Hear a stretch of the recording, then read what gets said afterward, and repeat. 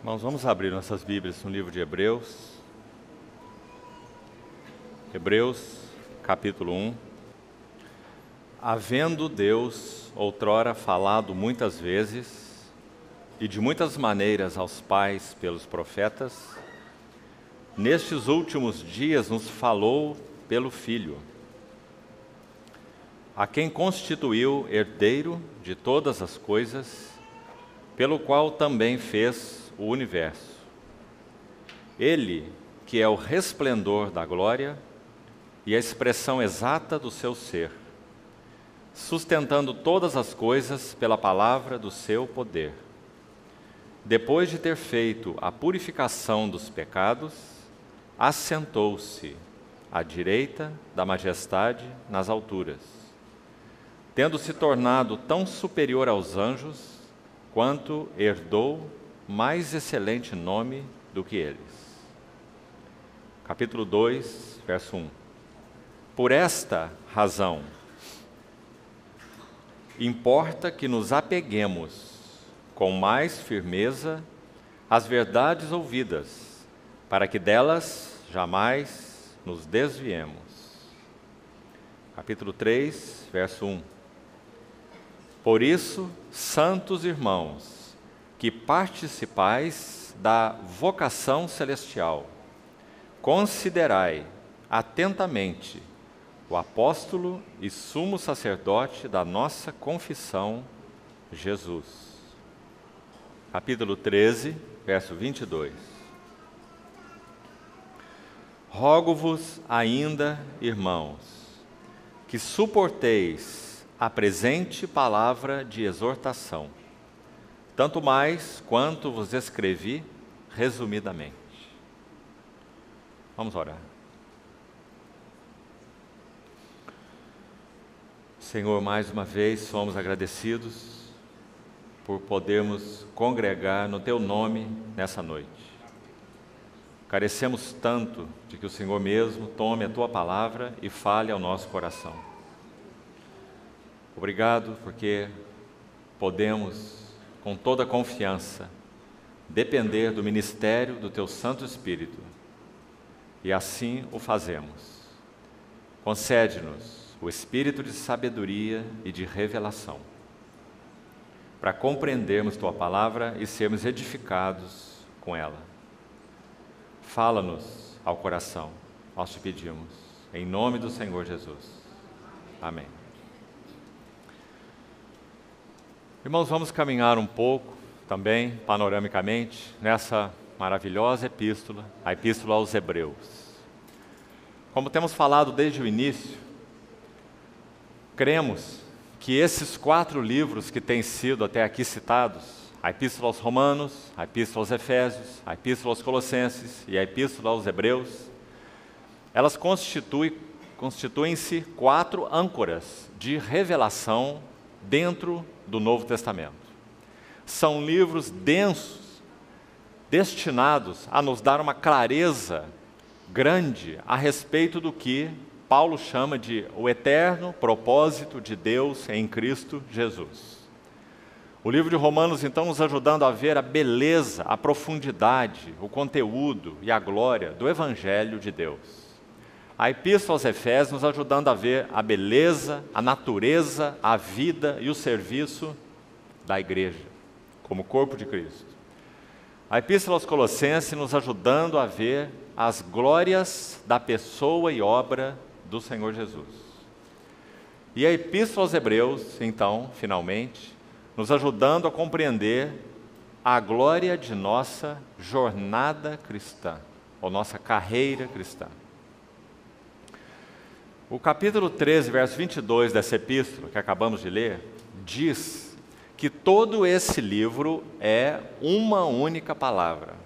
O autor coloca no singular, dizendo: eu vos rogo que suporteis a presente palavra de exortação. Então, o que é o livro de Hebreus, segundo esse versículo? É uma palavra de exortação. Mas quando nós estudamos esse livro cuidadosamente, nós vamos ver que existem 5 passagens de exortação dentro desse livro. E já vamos citar para os irmãos onde elas estão, para ajudá-los no seu estudo pessoal. Cada exortação tem um tema específico. E desde a primeira exortação até a última, o que nós vemos é um progresso no que concerne ao desejo do Espírito Santo de nos trazer clareza sobre nossa jornada cristã. Então nós vamos desde um primeiro passo até um quinto passo. 5 degraus, 5 exortações. Agora, o que também há de interessante nesse livro é, se por um lado nós temos 5 degraus ascendentes, nós temos 5 degraus descendentes no que concerne aos perigos envolvidos em cada exortação com relação à nossa vida cristã. Então, antes de citarmos os locais onde elas estão, vamos citar os temas de cada uma das exortações e quais são os perigos envolvidos em cada uma delas. Antes ainda de falar isso, precisamos saber que a palavra exortação, ela tem 2 sentidos principais. Por um lado, a palavra exortação fala de se encorajar. Graças a Deus. Quando o Espírito Santo nos exorta, quando o Senhor nos exorta na sua palavra, primeira finalidade, Ele quer nos encorajar. Nós precisamos desesperadamente ser encorajados para avançarmos para o nosso supremo chamamento. Mas a exortação não cumpre apenas a função de nos encorajar. Ela tem uma função dupla. O outro aspecto da exortação é fazer advertência. Então, toda exortação é nos dada na palavra para que nós tenhamos suporte e sejamos encorajados para seguir avante com o Senhor. Por outro lado, a exortação vai nos advertir, porque nós precisamos ser corrigidos. Precisamos ser alinhados, como também comentamos pela manhã. Precisamos que a cruz trabalhe mais profundamente em nós, eliminando aquilo que não confere com Cristo e nos vestindo daquilo que é Cristo. Efésios capítulo 4, versículo 20, já foi citado aqui. Não foi assim que aprendestes Cristo. Nosso irmão já compartilhou algo sobre esse verso 20. Se você continuar lendo até o verso 24, sabe o que você encontra ali? A escola de Cristo. E naquela escola de Cristo, na medida que nós vamos aprendendo Cristo, 2 coisas vão acontecendo conosco, e não uma só. Pelo lado negativo, o texto vai dizer, de Efésios 4, 20 a 24, que nós vamos sendo despidos, uma roupa velha vai sendo tirada. Nós vamos sendo despidos do velho homem, que se corrompe segundo as concupiscências do engano. Verso 22 do capítulo 4. E o verso 23 de Efésios 4 vai dizer que nós vamos sendo renovados no espírito do nosso entendimento. E no versículo 24 vai dizer que nós vamos sendo revestidos do novo homem, que se refaz para o pleno conhecimento segundo a imagem daquele que o criou. Colossenses cita dessa maneira. E Efésios diz que esse novo homem é criado segundo Deus, em justiça e retidão procedentes da verdade. Então, como funciona a escola de Cristo? Na medida em que o Senhor encontra lugar, e aí tem um C muito grande na frente disso. Será que o Senhor tem encontrado real lugar em nossos corações? Será que a cruz tem trabalhado em nossas vidas? A cruz pela palavra, a cruz pelas circunstâncias. Temos dado lugar ao operar da cruz em nós profundo? Temos dado lugar à palavra de Deus para cortar em nossas vidas? Hebreus, capítulo 4, verso 12. A palavra de Deus é viva e eficaz. Ela é mais cortante do que qualquer espada de 2 gumes. E ela penetra até o ponto de dividir alma de espírito e juntas e medulas. E ela vai, a palavra de Deus, quando encontra lugar de penetração no nosso coração, ela vai dividir a alma e espírito, junta a medula e vai discernir. A ideia ali é expor, julgar os pensamentos e os propósitos do coração. Bendita a palavra, porque ela vai fazer um trabalho em nós que ninguém pode fazer, que psicólogo nenhum pode fazer. Esses trabalhos são trabalhos em nível de alma. A palavra de Deus é mais profunda. É um trabalho em nível de espírito, em nível de homem interior, que então vai se refletindo em nossa alma. Bendito seja o Senhor por isso. Então esse é o primeiro aspecto do trabalho da cruz. Se a cruz não trabalhar em nós, irmãos, nós somos inúteis e desagradáveis a Deus. A cruz tem que trabalhar em nós para modelar em nós um novo caráter, um novo homem. Então o primeiro aspecto do trabalho da cruz é a ação da palavra viva de Deus, de 2 gumes. Que lindo! Porque enquanto um gume opera a morte, o outro gume opera a ressurreição. Enquanto um gume, um efeito da palavra de Deus em nós é tirar uma roupa velha, o outro efeito da palavra de Deus é colocar uma roupa nova. E é isso que nós temos em Efésios 4. O velho homem, ele se corrompe segundo as concupiscências de engano. Quanto engano, irmão!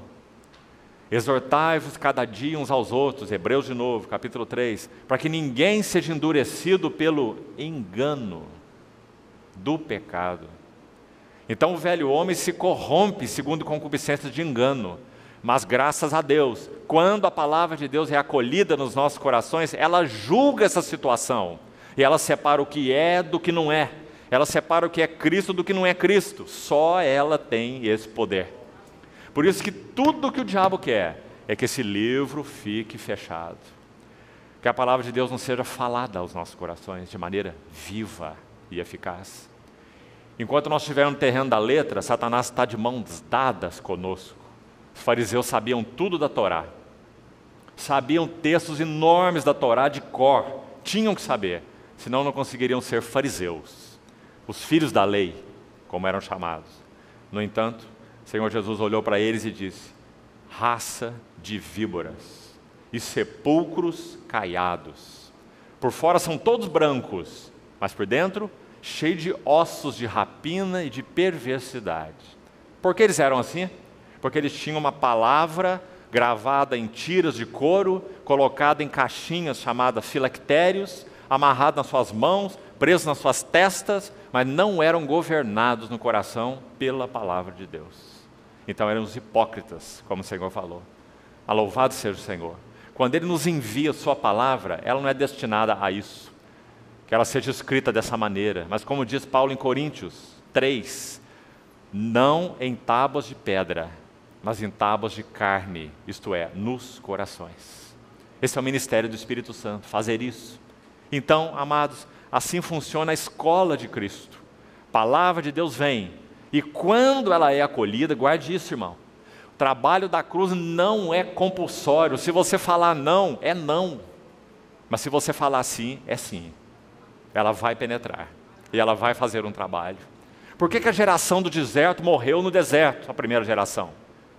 Você sabe onde está explicado, né? Hebreus 4:2. Porque a palavra que eles ouviram não lhes aproveitou. Por qual motivo? Porque não foi acompanhada ou misturada com a fé naqueles que a ouviram. Em outras palavras, conforme diz o capítulo 2 de Hebreus agora, eles não agarraram com firmeza as verdades ouvidas, então delas eles se desviaram. Essa foi a primeira geração no deserto. Irmãos, será que nós temos como cristãos compreendido a seriedade disso? Sabe o que disse um homem de Deus do século passado chamado A.W. Tozer? Certamente você já ouviu falar dele.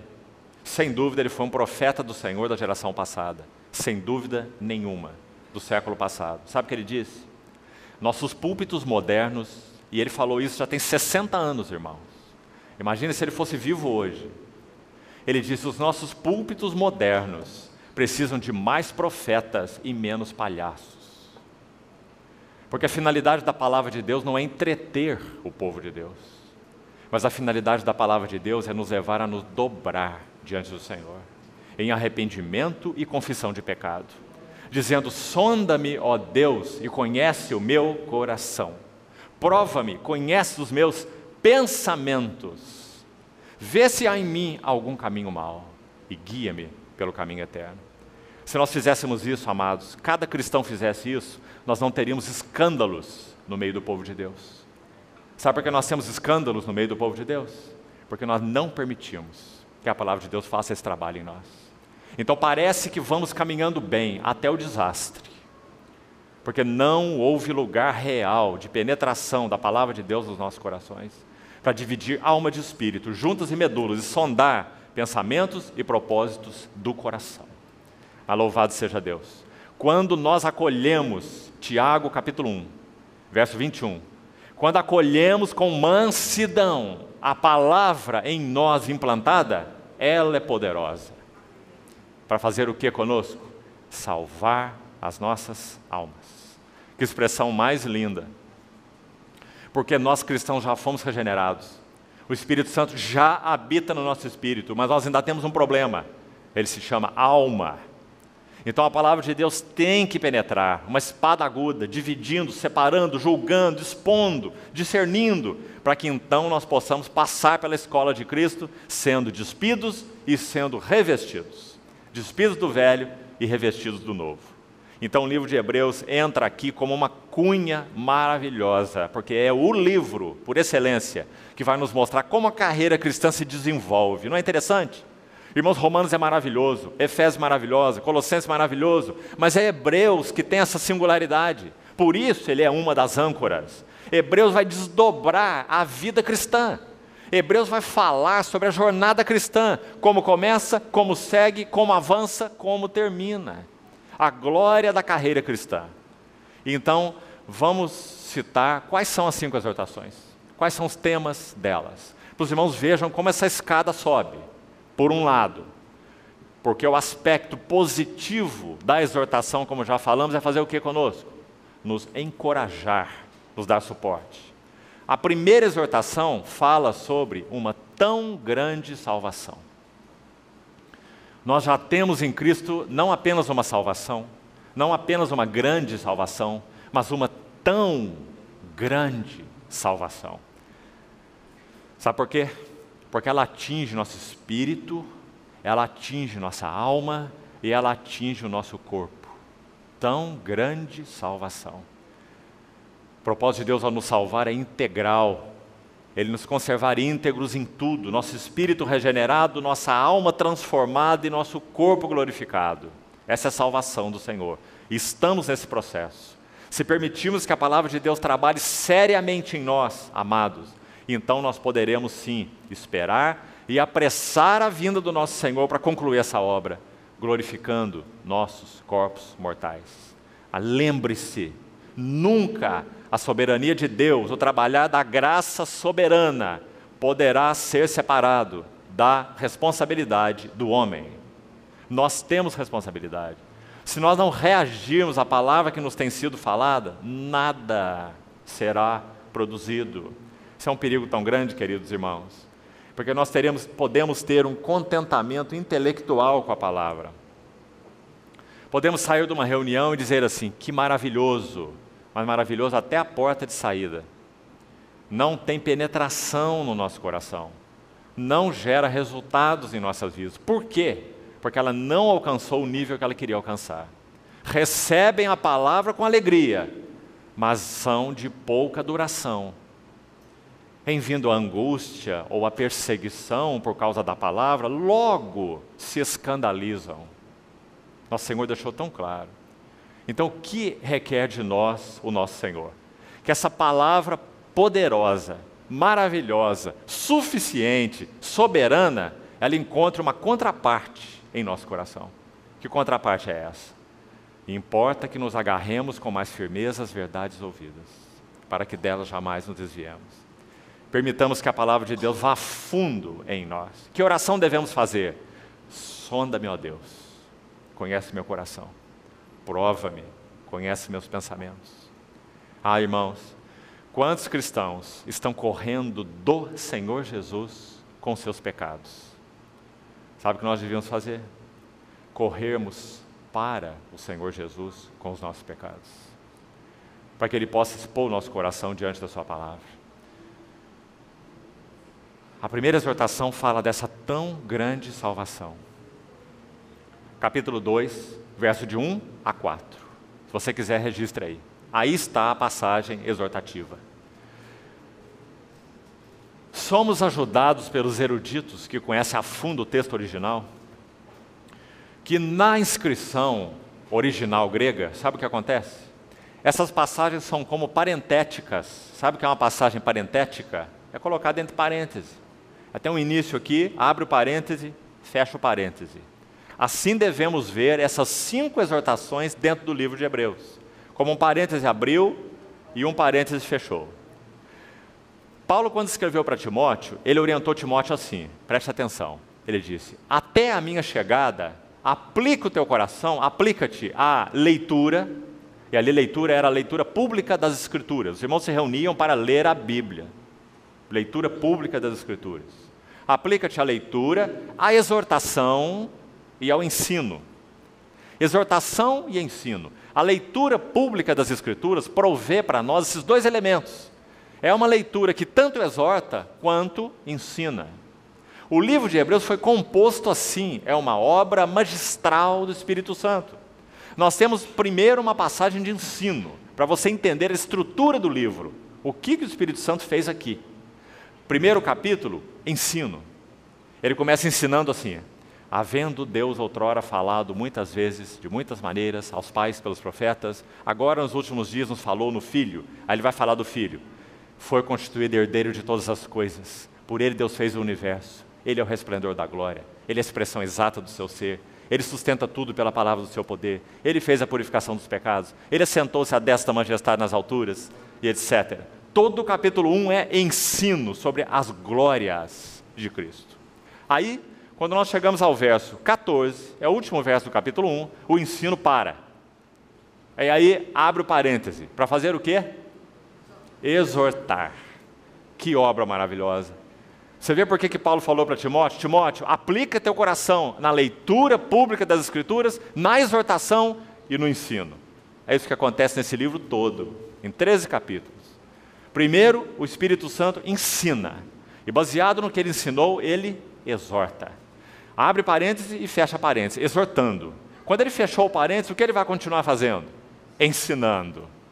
Aí ele ensina mais um pouco, exorta a segunda vez, fecha o parênteses. Ensina mais um pouco, exorta de novo, fecha o parênteses. E ensina de novo, e a 4ª vez. Ensina de novo, e a 5ª vez. Não é precioso, irmão? Isso é o livro de Hebreus. Então, para ajudar os irmãos na estrutura do livro, nós vamos mostrar onde estão as passagens exortativas. E aí é claro que, em meio a elas, você vai encontrar as passagens de ensino, obviamente. Então, se você tiver localizado onde estão as exortações, você vai saber onde estão os ensinos. Porque esse é um sanduíche que vai sendo feito assim o tempo todo. Ensino, exortação, e ensino, exortação, e ensino, exortação. Então, capítulo 2, de 1 a 4, a primeira exortação. Qual é o tema da primeira exortação? Tão grande salvação que nós temos em Cristo Jesus. Qual é o perigo envolvido nessa exortação? Ora, se nós temos uma tão grande salvação, o perigo para nós é negligenciarmos. Não é essa palavra que aparece aí no capítulo 2? Confira aí, por favor. Olha o verso 3. Como escaparemos nós se negligenciarmos uma tão grande salvação? Sabe onde está a única outra vez em que essa palavra negligenciarmos aparece em todo o Novo Testamento? Mateus 22, 5.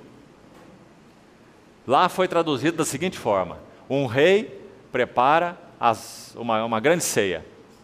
E ele chama convidados para essa grande ceia.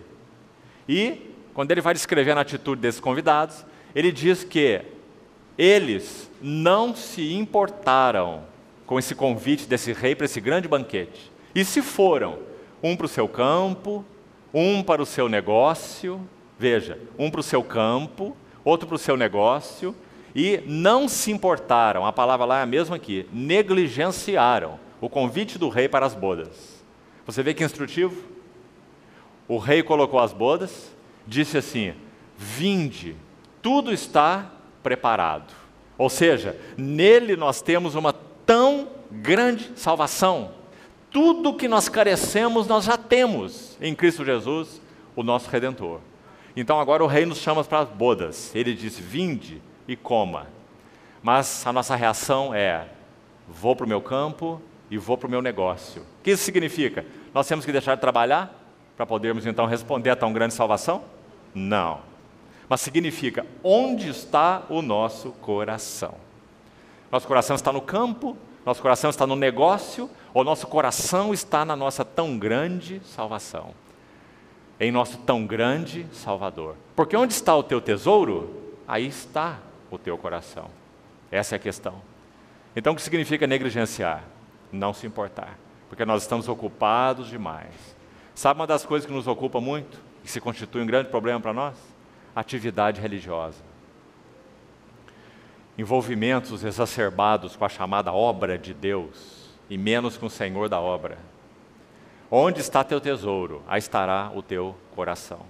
Então a primeira exortação tem como tema positivo uma tão grande salvação. Está aí descrito nos versículos.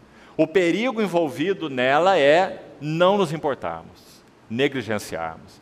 Se isso acontecer conosco, qual vai ser o resultado? Importa que nos apeguemos com mais firmeza às verdades ouvidas, porque se não fazemos assim, fatalmente, nós nos desviaremos. E aí nós temos sentido essa palavra desviar, precioso, nos ajudando, como falamos, a entender, não perca de vista, nosso tema aqui, o tema de Hebreus, carreira cristã, jornada cristã, passo a passo, como ela se desenvolve, como ela começa, como ela termina e como ela se desenvolve. Então a primeira exortação fala que essa salvação é tão grande e que o perigo é nós não importarmos, porque nosso coração está no campo, nosso coração está no negócio, mas nosso coração não está no tão grande Salvador e na tão grande salvação. Então, resultado em nós, desviemos. Palavrinha final do versículo 1 do capítulo 2. Veja ela aí. Importante palavra, irmão. Por isso precisamos estudar as Escrituras com cuidado. Então tome a sua chave linguística e estude essa palavra na língua original. Conclusão que você vai chegar.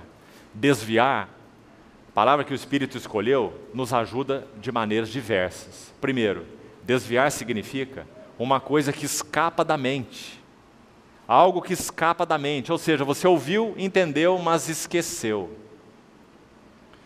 Se nós temos um coração esquecediço, se nós não agarramos com firmeza verdades ouvidas, nós nos desviamos porque aquilo escapa de nós. Então nós não retemos o que o Senhor nos tem dado. Primeiro sentido da palavra. Segundo sentido da mesma palavra, desviar significa, aponta para um vaso furado. Você tem um balde, uma vasilha furada e você vai buscar água na mina. Então, você consegue até encher o balde, porque você tem muita água naquela mina. Mas você pega o balde, vai para casa, daí 30 metros, o balde está vazio, porque o vaso está furado.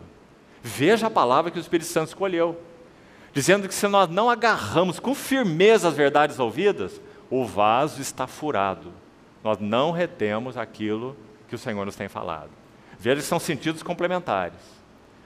Escapar da mente, um vaso furado, e o terceiro sentido, um barco à deriva no oceano. Não tem rumo, não sabe para onde vai, não sabe o que faz. Quando nós não agarramos com firmeza as verdades ouvidas, nós somos uma nau sem rumo. Esse também é o sentido dessa palavra. Queridos irmãos, quantos cristãos são naus sem rumo?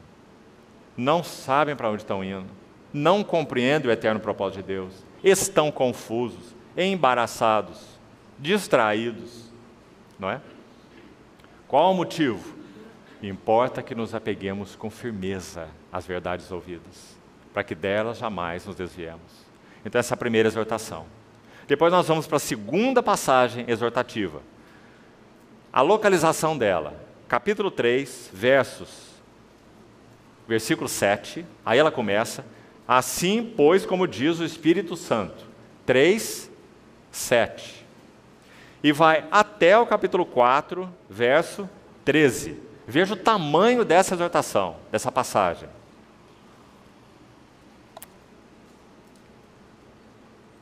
Capítulo 3, verso 7, até capítulo 4, verso 13. Sabe qual o tema dessa exortação? Está ali em cima no versículo 1. Por isso, santos irmãos, que participais de uma vocação celestial. Esse é o tema da segunda exortação. É que nós temos uma vocação celestial, e ela é descrita na exortação de maneiras diferentes. No versículo 6, o último versículo aí que antecede, o início da exortação, que começa no 7, é dito assim: Cristo, porém, como filho sobre a sua casa, a qual casa somos nós, se. Olha que se interessante. A qual casa somos nós, se guardarmos firme até o fim a ousadia e exaltação da esperança. Versículo 14 diz assim: nos temos tornado participantes de Cristo, se. Prestou atenção nesses seis aí? Ora, irmão, tem um condicional aí. Está dizendo que nós vamos ser edificados casa de Deus, no versículo 6. Está dizendo que nós vamos ser participantes de Cristo, no versículo 14. Se. Se o quê? Se nós respondermos à nossa vocação celestial. Oferecermos real lugar para o Senhor fazer em nós, trabalhar em nós a cruz, como já explicamos. Pela palavra acolhida em nosso coração e pela ação das circunstâncias que o Senhor arranja para um propósito só. Ele quer quebrar nossas vidas. Tudo que nós colocamos nas mãos do nosso Senhor Jesus, saiba disso, irmão, Ele parte. O Senhor Jesus tomou um pão e partiu e deu aos seus discípulos. Se nós oramos colocando nossas mãos, nossas vidas nas mãos do nosso Senhor Jesus, esteja certo, Ele vai partir. Tudo que nós pomos na mão dele, ele parte. Sabe por quê? Pão inteiro ninguém come. O Senhor quer partir nossas vidas para que possamos ser alimento para outras vidas. E como ele parte? Pelo trabalho da palavra e pelo trabalho das circunstâncias. Como nosso irmão também nos lembrou, todas as coisas cooperam para o bem dos que amam a Deus. Isso significa aqueles que têm uma relação real com Ele, o amam, o querem, o buscam, são dele, estão conquistados por Ele. Então Ele arranja circunstâncias para tudo cooperar, para que eles sejam quebrados. E eles possam conhecer o bem de Deus, que é transformá-los na imagem do seu Filho. Predestinados para serem conformes à imagem do seu Filho. Compreendeu, querido irmão e irmã, o que significa o trabalho da cruz? Todas as vezes que você ouvir sobre cruz, nunca pense apenas no aspecto objetivo, a cruz de Jesus. Louvado seja Deus pela cruz de Jesus. Ali tudo foi consumado. Mas veja esse outro aspecto. Se alguém quer ser o meu discípulo, seguir após mim, a si mesmo se negue e tome a sua cruz. Ele não diz tome a minha, porque a dele, ele a tomou. E cumpriu fielmente a sua obra. Quando ele diz tome sua cruz, o que ele quer dizer? Ele quer dizer, ofereça seu coração, para que a palavra penetre, para que as circunstâncias hajam em você, para que você possa ser mudado em caráter, e você possa ser parecido comigo. Se alguém quer vir após mim, a si mesmo se negue. Não há nada que vai tirar o poder da vida egocêntrica que nós temos, senão a cruz trabalhando em nós. Irmão, se doutrina tirasse o poder do ego em si mesmo, nós seríamos salvos por doutrina. Se teologia fosse capaz de resolver o problema do ego, nós seríamos salvos por teologia, pura e simplesmente. Os irmãos estão compreendendo o que estamos dizendo? É necessário que a cruz, pela palavra viva e pelos arranjos de Deus, trabalhe em nós, o trabalho da cruz em nós, para que nós realmente sejamos transformados e sejamos parecidos com o Senhor Jesus. Senão tudo vai se limitar a sentimentos, tudo vai se limitar a experiências religiosas, ou tudo vai se limitar a ter um cabeção intelectual, cheio de conhecimento, mas nenhuma realidade espiritual. Não foi para isso que o Senhor nos chamou. Ele deseja nos transformar pela sua palavra. Então, irmão, não se esqueça, antes do trabalho da cruz em nós, tem um grande C, e a pergunta é enviada para mim e para você. Quer?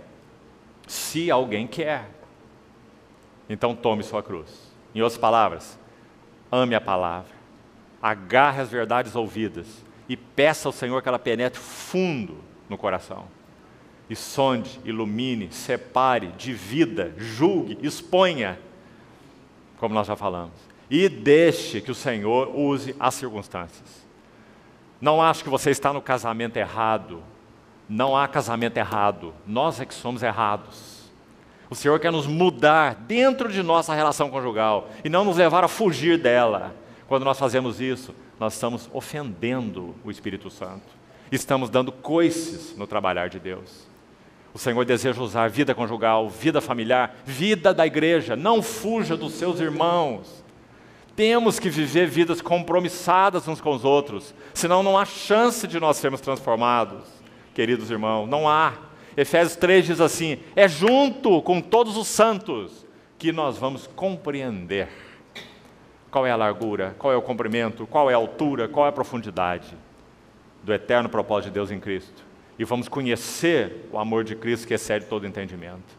É junto com todos os santos. Que o Senhor nos livre de relacionamentos humanos apenas no corpo de Cristo. Porque gosto, porque é bom, aquele lugar é bom, lá os irmãos são assim, lá os irmãos são...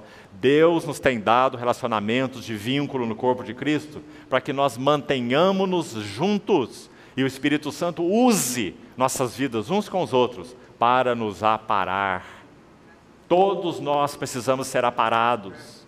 Então, essa é a outra parte do trabalho da cruz. É o Espírito Santo usando circunstâncias. Vamos aprender a olhar assim nosso cônjuge.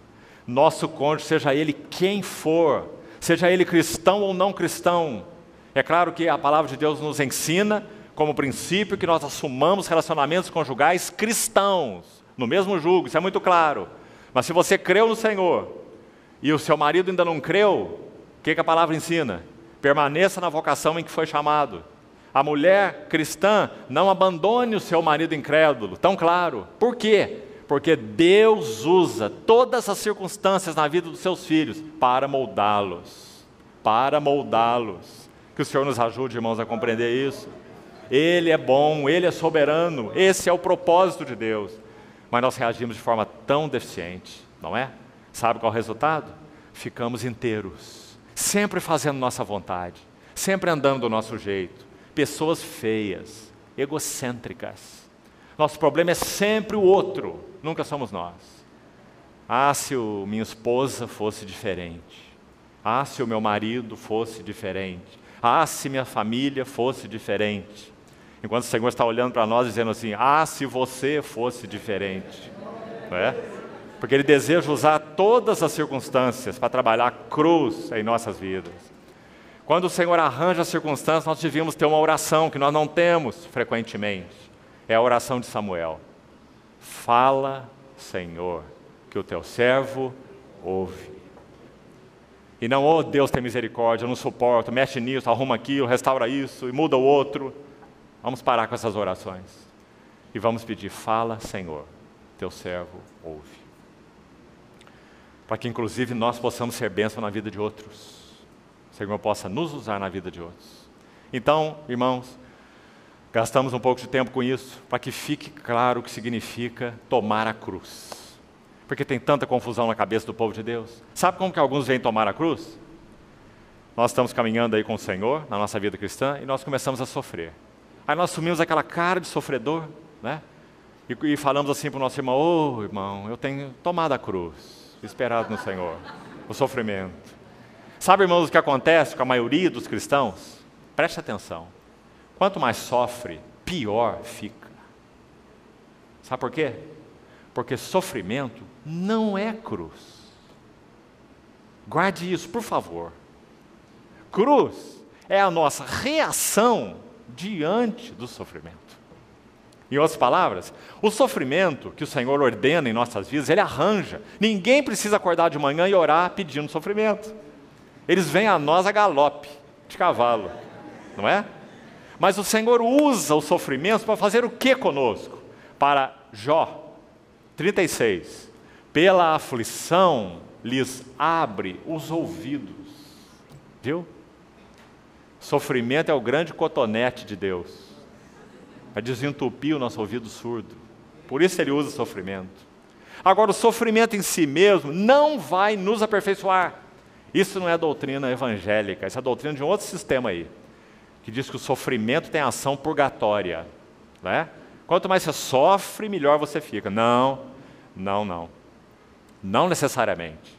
É a nossa reação ao sofrimento que vai determinar se ele significa a cruz trabalhando em nós ou não. Se nós nos dobramos, nos curvamos e beijamos a mão que trata conosco e oramos, fala Senhor, teu servo ouve, e então o sofrimento vai significar sim, cruz em nossa vida. Porque o Senhor vai usar essa situação e vai nos transformar. E vai separar alma de espírito, juntas e medulas, e vai expor os pensamentos e os propósitos do coração, através do sofrimento, graças a Deus. E a mesma coisa com relação à palavra. A ação da palavra também não é compulsória, obrigatória. Por trás da cruz sempre tem um se. Se alguém quer vir após mim. Importantíssimo. Porque como falamos, podemos reagir adequadamente ao sofrimento, pedindo que o Senhor nos fale, nos mude, nos quebre, nos molde na imagem do seu Filho, e então esse sofrimento terá ação transformadora em nós. A mesma coisa a palavra. Quando nós ouvimos a palavra do Senhor, e o Senhor fala ao nosso coração 24 horas por dia, Ele usa tudo para nos falar, Ele nos fala pelo seu Espírito, nos fala pela unção interior, nos fala por um irmão, nos fala pela Bíblia, nos fala por um livro, nos fala por uma meditação, nos fala por uma palavra que memorizamos e guardamos no nosso coração. Deus fala, fala, fala e fala, em todo o tempo. Nós é que não temos ouvido. Então, quando Ele fala e nós agarramos a verdade ouvida, então essa palavra será cruz em nossas vidas, porque ela terá condições de trabalhar no nosso homem interior, porque nós agarramos as verdades ouvidas. Então ela será realmente uma espada afiada de 2 gumes. Mas a geração do deserto ouviu a palavra e a palavra não aproveitou. Que isso fique gravado nos nossos corações. Nenhum de nós vai ousar dizer que havia problema com a palavra, porque a palavra foi falada por Deus, aquela geração do deserto. Geração que Ele amou, geração que Ele resgatou, geração que Ele tirou do Egito. O que Ele queria não era que eles morressem no deserto, não. Era que eles herdassem Canaã. Mas eles não puderam, porque a palavra que eles ouviram não lhes aproveitou, porque não foi misturada com fé. Eles não agarraram, eles não disseram, fala Senhor. Murmuraram 10 vezes, levantaram bezerro de ouro, queriam voltar para o Egito. Não perderam o apetite das coisas que eles tinham lá. Esse foi o seu problema. Não ofereceram lugar a que o Senhor trabalhasse neles, através da palavra, e nem através das circunstâncias. Ou seja, uma geração que viveu 40 anos inteira, ela não foi quebrada. Por isso ela não pôde herdar. Muito importante. Tema então da segunda exortação, vocação celestial. Então, se nós temos uma vocação celestial, qual é o perigo envolvido? O perigo está no versículo 12.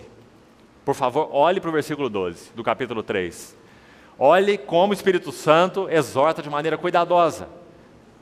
Tende cuidado.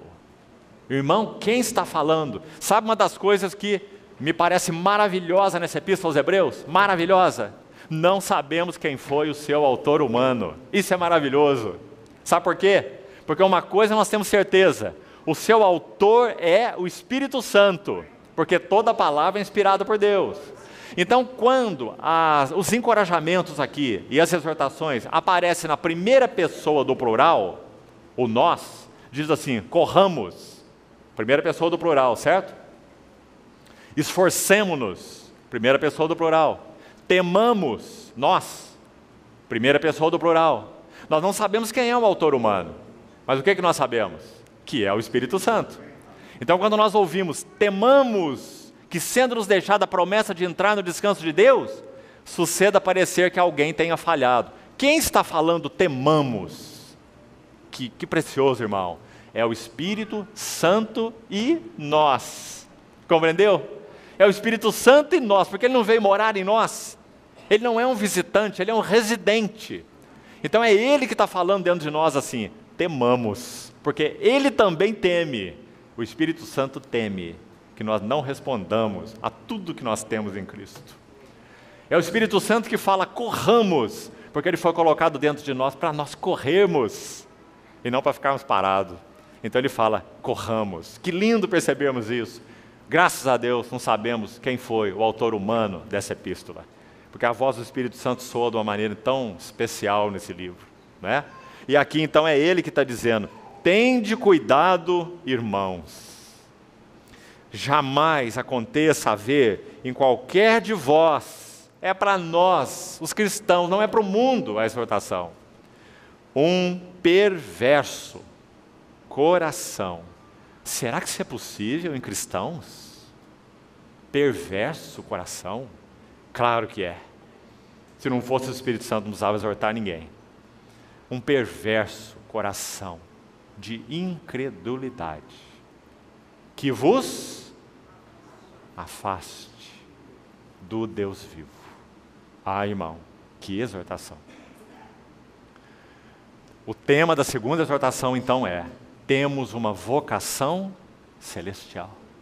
Mas qual o perigo ligado a ela? Um perverso coração de incredulidade. O que o perverso coração de incredulidade faz? Já falamos. Está aí dentro da exortação mesmo, no capítulo 4, versículo 2. Faz com que nós não misturemos a palavra com fé. Então ela não nos aproveita. Olha lá o resultado da incredulidade, nos versos 18 e 19 do capítulo 3. Contra quem Deus jurou que não entrariam no seu descanso, senão contra os que foram desobedientes. Vemos, pois, que não puderam entrar por causa da incredulidade. Você viu o que aconteceu, esses dois versículos? O Espírito Santo está colocando duas palavras que são intercambiáveis, porque elas são a mesma coisa. Desobediência é incredulidade. Incredulidade é desobediência. Não puderam entrar porque foram desobedientes. Não puderam entrar por causa da incredulidade. É a mesma coisa. Nós só obedecemos quando cremos. E quando cremos, obedecemos. Então, querido irmão, esse é o tema da segunda exortação. A terceira, vamos localizar onde ela está. Capítulo 5, versículo 11. E vai até o capítulo 6, último verso, 6:20. Veja de novo o tamanho dessa passagem de exortação. Capítulo 5, verso 11, até o capítulo 6, verso 20. Longa exortação. Como o nosso encargo é panorâmica, claro, né? Nós teríamos que estudar essa exortação uma a uma e calmamente levaríamos muitos dias. Então nós estamos pontuando os locais, os temas e o sentido disso para entendermos essa jornada cristã. Qual o tema da terceira exortação? Maturidade. Como sabemos? Capítulo 6, verso 1. Por isso, pondo de parte os princípios elementares da doutrina de Cristo, deixemo-nos levar para o que é perfeito. A palavra aqui significa maduro, completo, adulto é a palavra aqui. Então, a exortação, a terceira no livro de Hebreus, tem a ver com deixarmos levar para a maturidade, deixarmos levar para o que é adulto, saindo de um estágio de bebês espirituais para um estágio de maturidade. Terceira exortação. Então o tema, Deus nos chamou para a maturidade.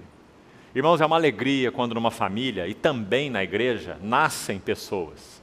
Quando uma família tem um bebê, que coisa preciosa, não é assim? São pais aqui, sabem muito bem. E quando na igreja nascem pessoas em Cristo, que coisa preciosa, os novos convertidos. Mas qual é o desejo de Deus?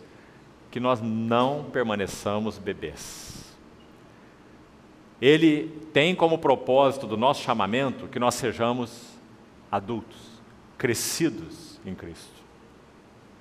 Para isso, de novo, o que deve acontecer em nossas vidas? Um profundo trabalho da cruz. Eliminando o que é o Senhor, separando aquilo que é o Senhor daquilo que não é o Senhor. Dividindo alma de espírito, expondo a mente e o coração. A palavra sendo encarnada, incorporada em nós, para que sejamos transformados de glória em glória.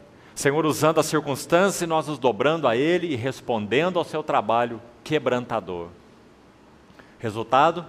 Maturidade. Pondo de parte os princípios elementares da doutrina de Cristo, deixemos levar para o que é adulto, é a palavra aí, perfeito, como é usado aí na sua tradução.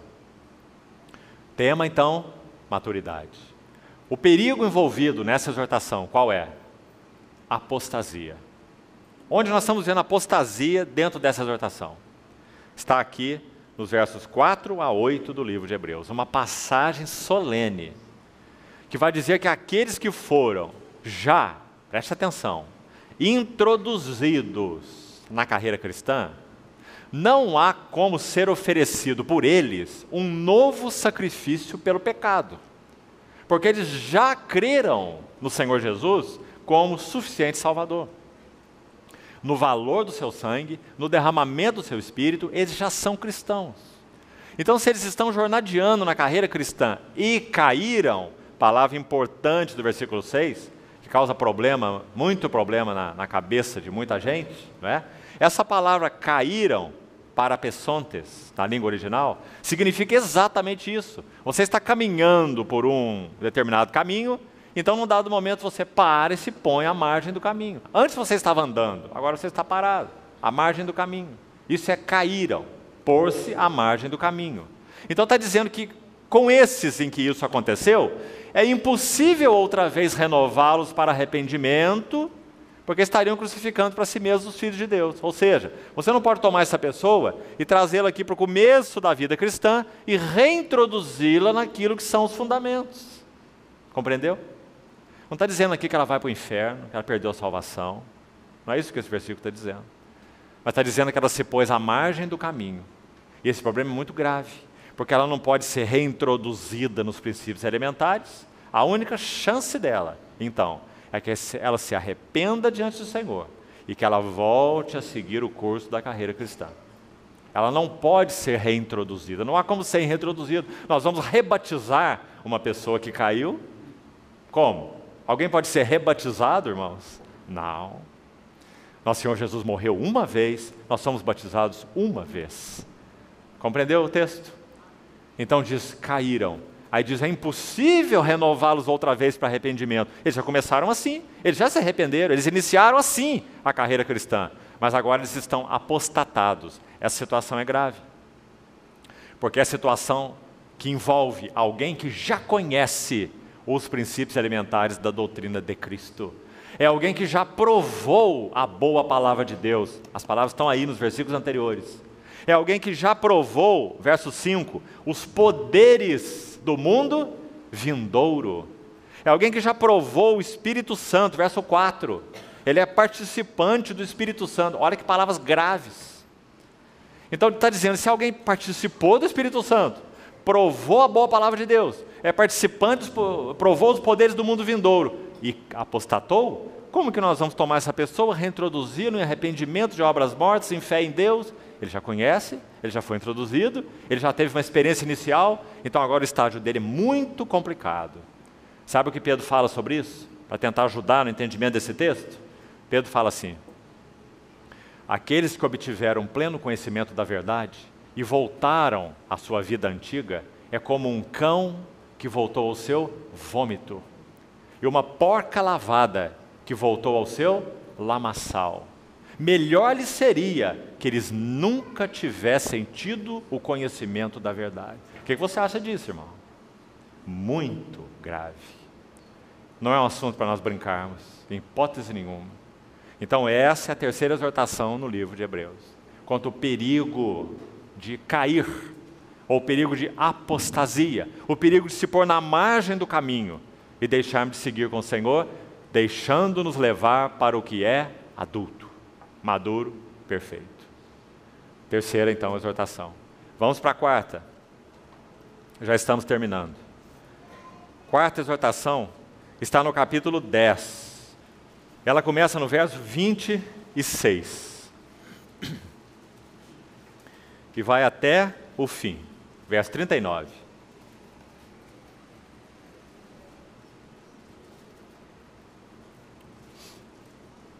O tema dessa exortação, claro, para entender, definir o tema, você precisa do contexto, né? Você não pode ser arbitrário nisso. Você tem que estudar e ver onde a exortação está, qual o contexto dela, para você entender o tema. O tema está lá no verso 19. É que nós temos ousadia e intrepidez para entrar no Santo dos Santos, pelo sangue de Jesus. E nos versos 22, veja aí, até o 25, o Espírito Santo nos mostra a maneira de nós permanecermos no Santo dos Santos. Então ele vai dizer para nós nos aproximarmos com um coração sincero, plena certeza de fé, corações purificados da má consciência, corpo lavado com água pura, guardarmos firme a confissão da esperança sem vacilar, etc. Não deixarmos de congregar, como é costume de alguns, está tudo aí dentro. Versos maravilhosos, de 22 a 25, nos ensinando como permanecer no Santo dos Santos, como morar lá, como entrar lá e não sair de lá. Temos que ter consciência purificada de pecados, corações purificados da má consciência. Se nós temos má consciência, não podemos morar no Santo dos Santos, não podemos morar com o Senhor. Como morar com o Senhor com uma má consciência? Não é?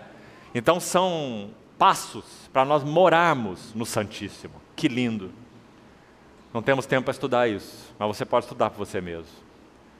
Entrar no Santo dos Santos é pelo sangue de Jesus. Morar lá requer uma resposta nossa. Compreendeu? Entrar é pelo seu precioso sangue, sempre. Morar lá requer uma resposta nossa. Qual? Corações purificados de uma má consciência. Corpo lavado com água pura, ou seja, uma conduta condizente com a palavra de Deus. Guardar a confissão da esperança sem vacilar.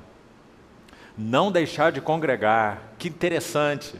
Para permanecermos no Santo dos Santos, nós precisamos uns dos outros. Não deixemos de congregar, como é costume de alguns. Antes façamos advertências, admoestações, tanto mais quanto vedes que o dia se aproxima. O dia do Senhor está se aproximando. O que está acontecendo com a igreja? Cada vez menos exortação e cada vez mais complacência e autoindulgência. Devia ser o contrário. O dia já declina, a aurora já está às portas. Exortai-vos, admoestai-vos, tanto mais quanto vedes que o dia se aproxima. Todos esses são elementos para nós permanecermos no Santo dos Santos. Então, de novo, o tema da quarta exortação: vida no Santíssimo. Graças a Deus. Davi disse assim: uma coisa eu peço ao Senhor, como já falamos, ele quis tanto isso, irmão, mas ele não pôde experimentar com a plenitude que nós experimentamos, porque o Espírito Santo não tinha ainda vindo como Espírito de habitação. O Cordeiro não havia morrido ainda e aberto o caminho pelo seu sangue. Davi viveu antes disso. Então ele disse: uma coisa eu peço ao Senhor e a buscarei, que eu possa morar na casa do Senhor todos os dias da minha vida. Aqui no livro de Hebreus está essa morada na casa do Senhor. Aqui no capítulo 10, a partir do verso 19. Como entramos pelo sangue de Jesus e como moramos, como permanecemos. Então o tema, uma vida dentro do Santíssimo. Graças a Deus, esse é nosso chamamento. Perigo envolvido, pecado voluntário. Onde está? No verso 26. Porque aqui começa a exortação, lembre-se. 10, 26 até o 39. Porque se vivermos, como? O que é deliberadamente, irmãos? Voluntariamente. Se vivermos deliberadamente em pecado, depois de termos recebido o pleno conhecimento da verdade, já não resta sacrifício pelos nossos pecados, etc, etc. Tudo que é dito aí. Então, qual é o inimigo da vida no Santíssimo, por excelência?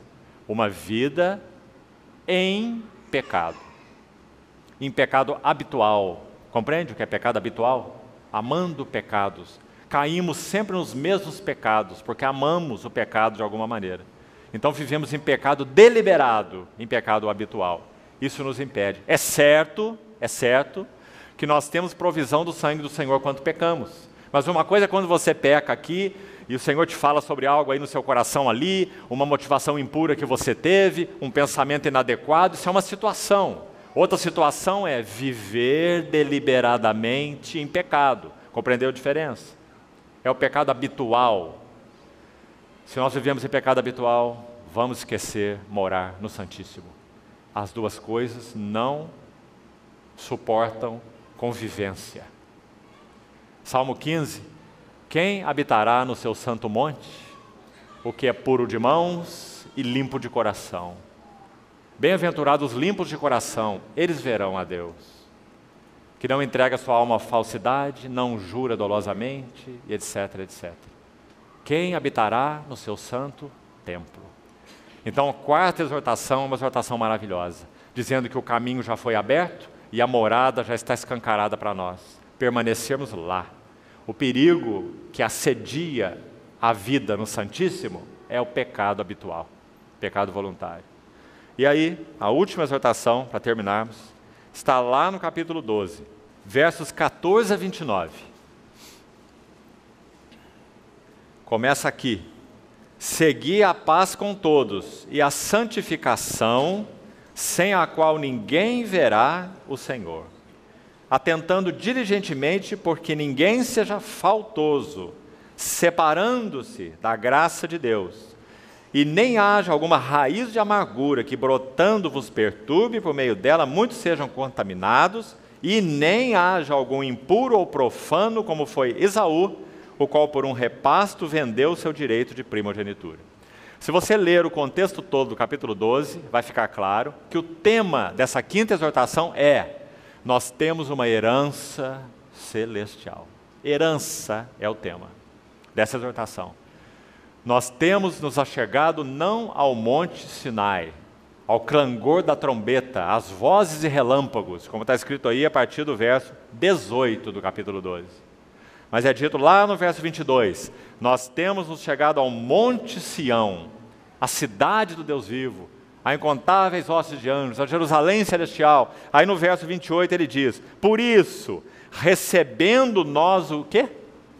Um reino inabalável. Essa é a nossa herança, um reino inabalável. Irmão, existe aqui uma promessa muito clara, e mais clara ainda em tantos outros textos das Escrituras. Paulo, por exemplo, escreveu para Timóteo assim: se perseverarmos, com ele reinaremos.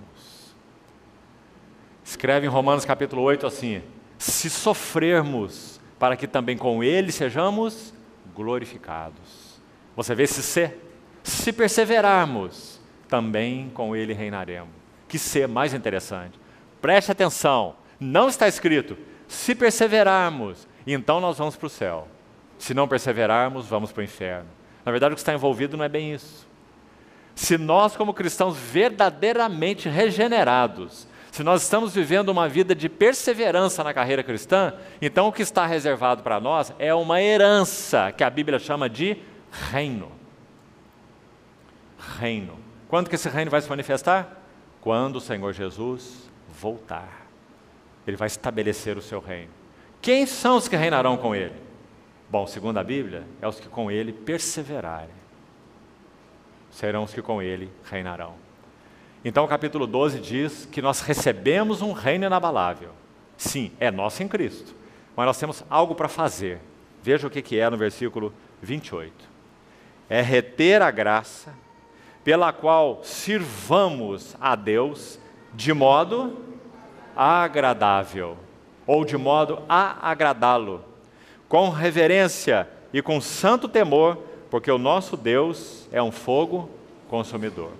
Então o tema da última exortação, temos uma herança. Pedro, na sua epístola, fala assim: nós somos guardados pelo poder de Deus para a salvação preparada para revelar-se no último tempo. Lembra-se? E aí ele vai dizer que essa salvação preparada para revelar-se no último tempo é uma coroa imarcessível. Assim ele descreve na sua epístola. Reino. As palavras de Pedro de falar sobre o reino. Na primeira epístola. Na segunda, ele faz a mesma coisa. Ele diz assim, que nós que já somos cristãos, devemos reunir, escute bem, irmão, devemos juntar, não cruzar os braços e ficar parado. Jesus vai voltar, e quando ele vai voltar, eu vou entrar no reino. É assim que a Bíblia ensina. Pedro fala assim: reunindo toda a vossa diligência. Associai com a vossa fé a virtude, com a virtude o conhecimento, com o conhecimento o domínio próprio, com o domínio próprio a piedade, com a piedade a fraternidade, com a fraternidade o amor.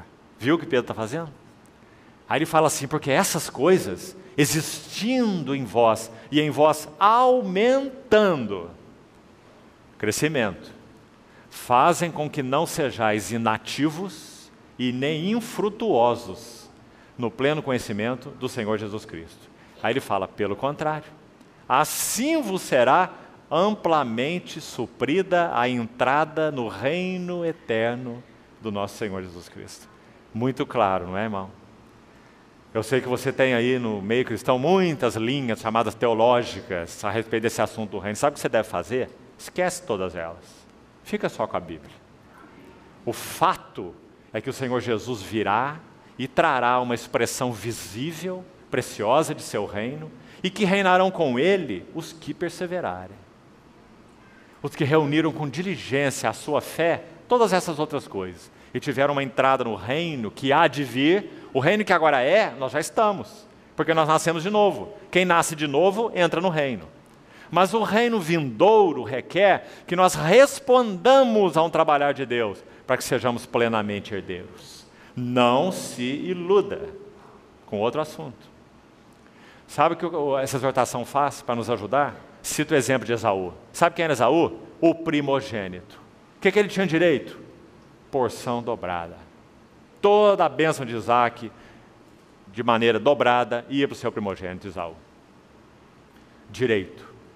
Podemos dizer também que o Espírito Santo veio morar em nós e em Cristo nós temos o mesmo direito e a mesma herança. Já é nosso, em Cristo e pelo Espírito. Mas Esaú, por um repasto, vendeu o seu direito de primogenitura. E sabe o que o Espírito Santo faz? Toma a figura dele para comparar conosco. Não perca isso, irmão. Não compare Esaú como um mundano. Compare Esaú como quem tinha herança, mas que vendeu-a por um repasto. Então ele diz, não haja entre vós nenhum impuro e nem profano, como foi Esaú, que por um repasto vendeu o seu direito de primogenitura. Sabe o que significa a palavra profano? É alguém que considera as coisas santas como sendo comuns. Isso é profano. Profanar é isso. Quais são as coisas santas? Tudo que Deus nos tem dado em Cristo. Toda essa herança, toda essa beleza, toda essa riqueza, toda essa glória que temos visto em Cristo. E o pedido dele é que isso seja trabalhado para dentro de nós, pelo Espírito, pela palavra, pelas circunstâncias, trabalhado para dentro de nós. Se isso for real para nós, qual vai ser o resultado? Nós teremos amplamente suprida a entrada no reino eterno do nosso Senhor Jesus Cristo. É isso que o Espírito quer fazer em nós. Qual é o nosso perigo? É que recebendo um reino inabalável, nós sejamos Esaú. Por um repasto vende o seu direito de primogenitura. Ah, irmãos, guarde-nos o Senhor. Sabe o que aconteceu com Esaú? Quando ele viu a tragédia do que ele tinha feito, sabe o que ele procurou fazer? Ele buscou arrependimento ou mudança de mente do seu pai. Quando você lê aí na Bíblia, ele não achou lugar de arrependimento, embora com lágrimas o tivesse buscado. Cuidado em como você interpreta aí. O arrependimento aí, a mudança de mente aí, é do Isaac. Ele não encontrou lugar de arrependimento, porque, você lê a história, Isaac não podia mudar a sua bênção. Ele já tinha dado sua bênção a Jacó. E aí era irreversível. Então o que ele pôde fazer é dar algo para Esaú. Nós sabemos que Esaú foi mesmo, de certa forma até, abençoado. Mas infinitamente aquém do que o Senhor havia prometido. Jacó, amei a Jacó, porém me aborreci de Esaú. Então o Espírito Santo usa essa exortação. Sabe, irmãos, o que acontece com essa epístola aos Hebreus? Ela é o escrito mais solene do Novo Testamento. Não tem nenhuma carta que tenha exortações mais agudas do que o livro de Hebreus. Sabe por quê? Quanto maior o privilégio, maior a responsabilidade. O livro de Hebreus abre o nosso privilégio de uma maneira tão linda, dizendo, tudo é de vocês. Vocês já têm uma tão grande salvação.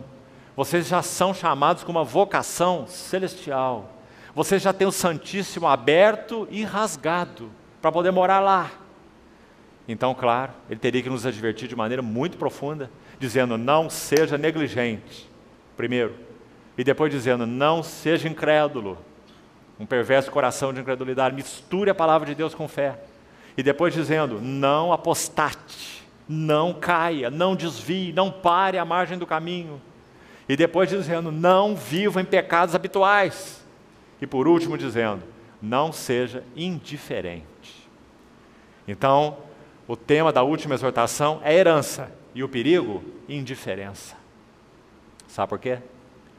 Porque quando Jacó quer fazer a barganha com Esaú, tão esperto foi Jacó por um lado, mas irmãos, tão reconhecido por Deus de outro lado.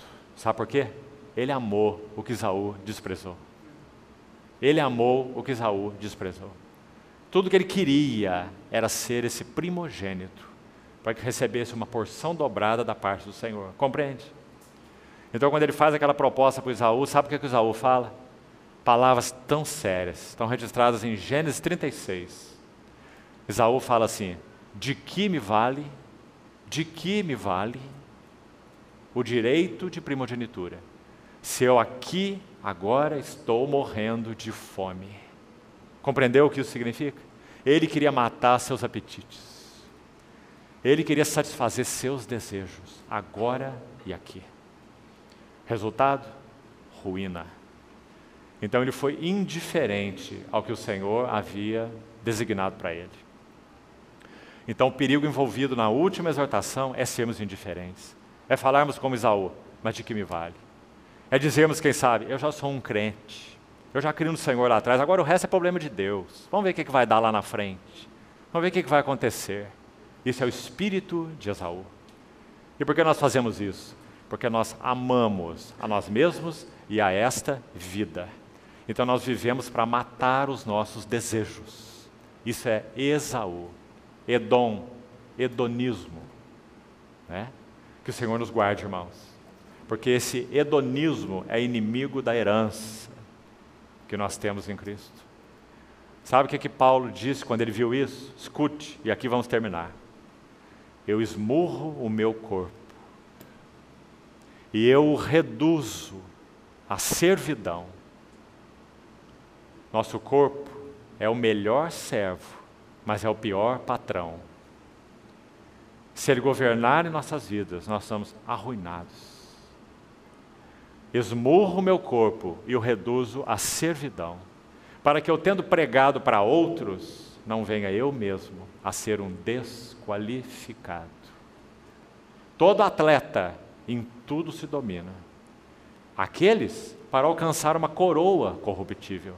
Nós, porém, a incorruptível. Irmão, não está tão claro, tão claro. Paulo está dizendo claramente que havia um reino a se alcançar.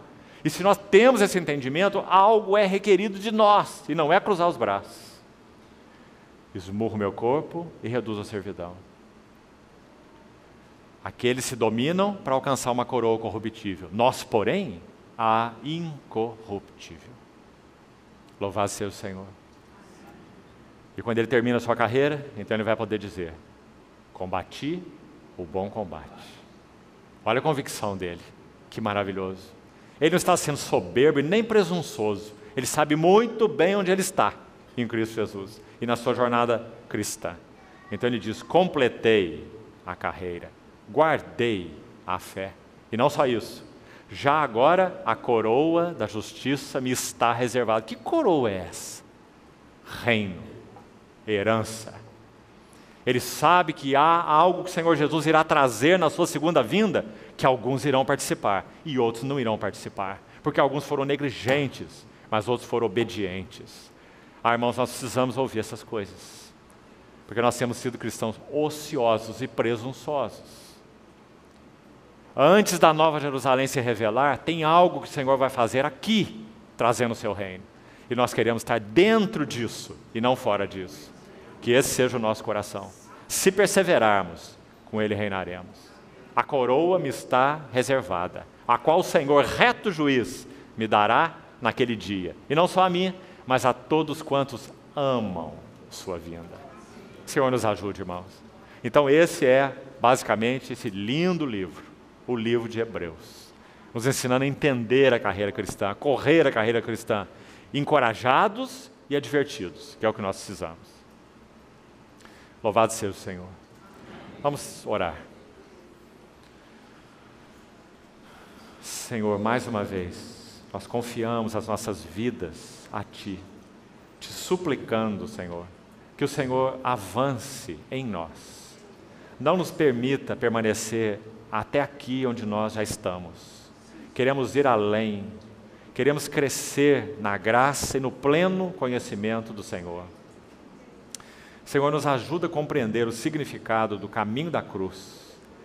Nos ajuda a compreender o significado do trabalho da cruz em nós e oferecemos o nosso coração para que o Senhor divida em nós alma de espírito, sonde mente e coração, e pela Tua palavra realmente nós possamos ser mudados de vasilha em vasilha, transformados de glória em glória na Tua própria imagem. Também, Senhor, te pedimos, nos ajuda a responder adequadamente às circunstâncias, os arranjos da Tua bendita providência. Ajuda-nos, Senhor, a não rejeitarmos a mão que trata conosco. Muda-nos, Senhor, forma caráter em nós, Senhor. Queremos ser participantes da Tua santidade. Te pedimos ainda que o Senhor continue falando ao nosso coração nesse tempo ao partirmos o pão. Queremos comer e beber na presença do Senhor. Queremos ser alimentados e revigorados pela Tua vida, Senhor. E também queremos ser constrangidos pelo Teu amor. Continua conosco, Senhor. Dá-nos Tua presença preciosa, para que esse tempo seja um tempo real, um tempo de realidade espiritual. Queremos Te celebrar, queremos nos oferecer a Ti, queremos Te adorar. Ajuda-nos, Senhor. Sê conosco, conduze-nos, Senhor, na adoração, nas ações de graças, nos louvores. Conduz esse tempo, Senhor. Nós Te pedimos. Em nome de Jesus. Amém.